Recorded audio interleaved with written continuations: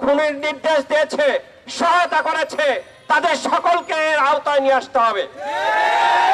আমি মনে করি যে দুই তিনজনকে ধরেছে, এই দুই তিনজনে এই ধরনের কর্মকাণ্ড তারাই শুধুমাত্র করে না, এর পিছনে আরো জড়িত আছে।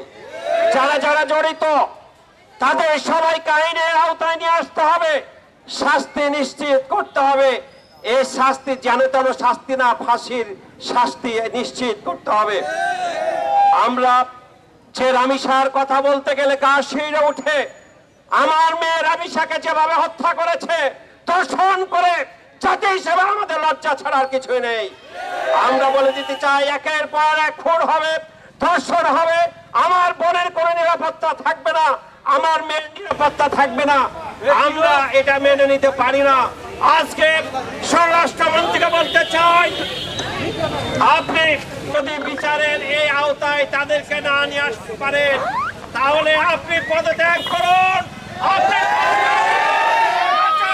রামিসা থেকে শুরু করে মরিয়ম আমার যে বোনে রেখে আজকে তাদের নৃশংসভাবে খুন করেছে, তাদের বিচার ব্যবস্থা নিশ্চিত করেন, নচেত আপনাকে পদত্যাগ করতে হবে, ঘোষণা দিতে হবে।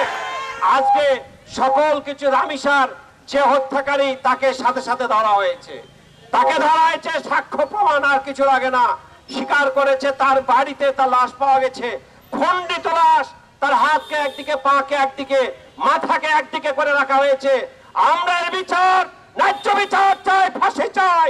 আমার বোন মরিয়মকে তাকে শুধুমাত্র মেরে ফেলে দেওয়া হয়নি, বস্তায় বন্দি করে তাকে একজন মানুষকে ছড়াবে ভাবে তাকে রেখে দেওয়া হয়েছে।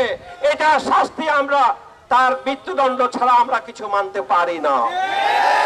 সুতরাং যারা বিচার ব্যবস্থা আছেন, প্রশাসনে আছেন, আমরা দায়িত্বহীন ভাবে বলে দিতে চাই, এই সমস্ত বিচারের সঠিক বিচার করতেই হবে, নচেত চাঁপাইনবাবগঞ্জের জনগণ এই মরিয়ম হত্যার বিচার করেই ছাড়বে ইনশাল্লাহ। আজকে শুধুমাত্র ডিসি মহোদয়, আপনি বলবেন এই কয়টা লোক এসে কি হবে? আপনার এই কয়টা লোক বলতে এটা প্রথম সূচনা। বিচার নিশ্চিত করেন বিচারকদের মাধ্যমে, নচেত বৃহত্তর গণ আন্দোলন গড়ে তুলে মরিয়ম হত্যার বিচার নিশ্চিত করাবো ইনশাল্লাহ। আমরা চাই ফাঁসি। একজনের ফাঁসি হলে একবার ভয়ঙ্কর হবে, তাহলে আমরা জানতে পারবো মরিয়ম নেশার যদি মুসলিমকে যদি ফাঁসি হয়, তাহলে আর 64টা জেলাতে কোনোদিন আর হবে না, নির্যাতন হবে না। আপনাদের সামনে আর একটা কথা বলতে চাই, এবং জেলা প্রশাসনকে আমি বলতে চাই, প্রশাসনরা বিচার করবে না। আমার ব্যক্তিগত হিসাবে আমি জানি জেলা প্রশাসক বিচার করবে না। যখন আমাদের ফতেপুরে 2 জন হত্যাকার হয়েছিল, 10 বছর পরে তারাকে ছাড়া দেওয়া হয়েছিল। যখন আমাদের হাইকোর্টে বড় বড় জায়গাতে 10 থেকে 15 লাখ টাকা দেয়, তখন তারা জামিন পেয়ে যায়। এইটা আমাদের দেশের নিয়ম।